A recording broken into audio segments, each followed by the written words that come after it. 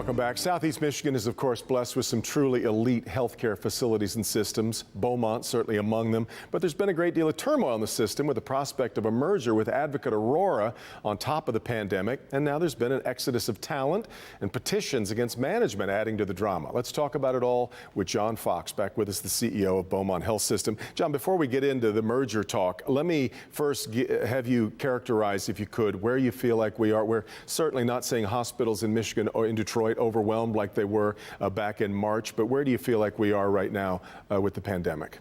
Well, we're in a better place. We certainly are through that initial surge where we shot up to over 1,300 patients across Beaumont Health. Right now, we are plateauing around 150 a day. Again, we think we're going to stay at that level pre-vaccine. That may oscillate a little bit. We are concerned about people continuing to observe good infection control, personal procedures between and amongst each other, social distancing, hand hygiene, all the other critical things we have to do, and that we stay on that so we avoid a second surge or anything like what we experienced back in March and April, which was extraordinary in terms of the speed and the ferocity from which it came on. Are you starting to see patients return for the, I don't want to call them routine, some of them are far more critical and important than that, but are you starting to see patients return for the services that they were skipping because they were worried about the virus? Yes, fortunately we are, because we were very concerned people were deferring their healthcare needs too long and letting their underlying conditions exacerbate.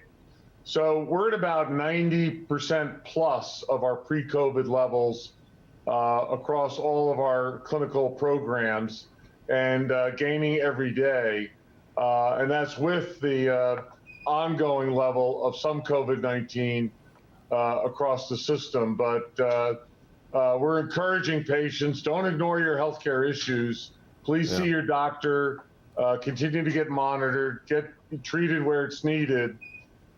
Because that would be the other health calamity that could occur is people deferring their health care too long. Well, let's move to the other, I guess, kind of a virus that seems to be moving through your health system right now, which is one of discontent. You've got petitions being signed right now and passed around among surgeons and other employees. You've got an exodus of talent, and a lot of it seems to circulate around the upcoming merger with Advocate Aurora, which I think some people characterize, it's a little bit like people sitting at a wedding going, what is she doing marrying him?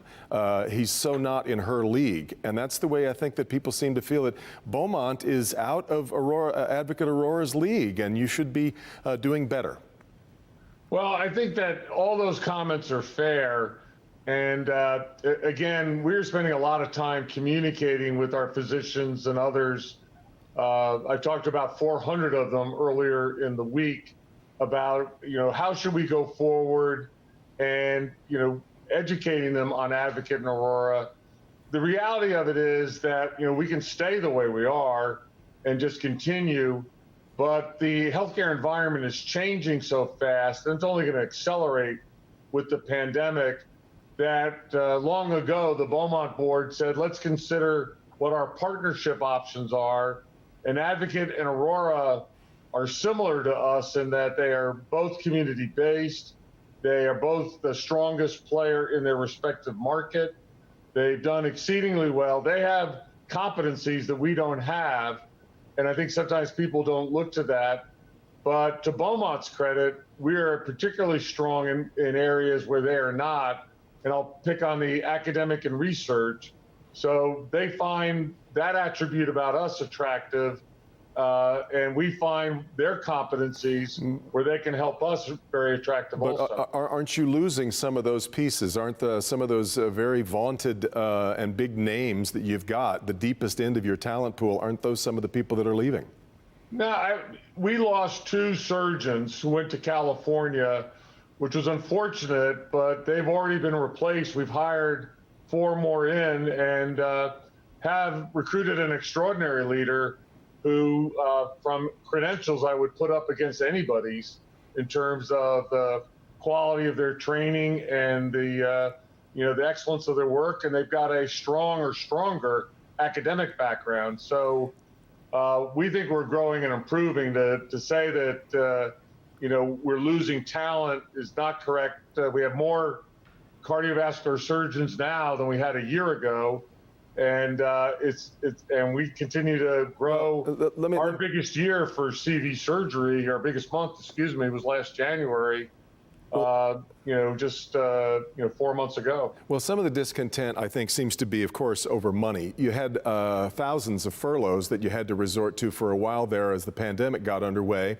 Then you shed almost 500 jobs. All of that, according to, as Deadline Detroit was reporting, that you got about more than $300 million from the federal government as part of the relief money. And so I think there's been some suspicion that there's something funny going on here. And in fact, now you've got the Attorney General announcing that she's going to investigate not only the merger, but some of the business practices at Beaumont. Well, here's the real reality and facts. At June 30th, we have lost in net income $148 million with the CARES money and everything else. The trauma that we've undergone on that side is that our revenue dropped 40% with the onslaught of the pandemic. Sure. So the CARES money was good, but it in no way covered all of that.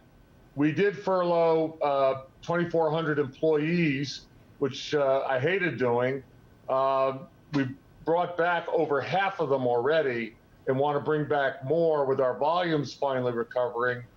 They were able to take advantage of the strong state and federal unemployment at $940 a week. And we also continue to cover them for their health insurance. So we stayed close to them. We helped them get the unemployment. And most importantly, we brought most of them back. Which is important. John, I could talk to you about all this for another hour or so. It's such an important and urgent issue. But thank you so much for spending some time today, and best of luck to you and all your employees as well.